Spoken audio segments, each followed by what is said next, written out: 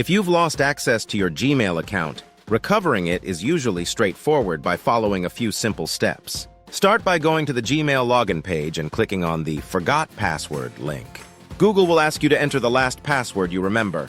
If you don't recall any previous passwords, click on the Try Another Way link to explore other recovery options. Google offers different methods to verify your identity. If you've set up recovery options, such as a recovery email address or phone number, Google will send you a code via these methods. Enter the code you received to proceed with the recovery process. If you don't have access to those options, Google may ask you to answer security questions you set up when you created your account. In some cases, you might be asked to provide details about when you last had access to your account or when you created it. Once you successfully verify your identity, you will be allowed to reset your password.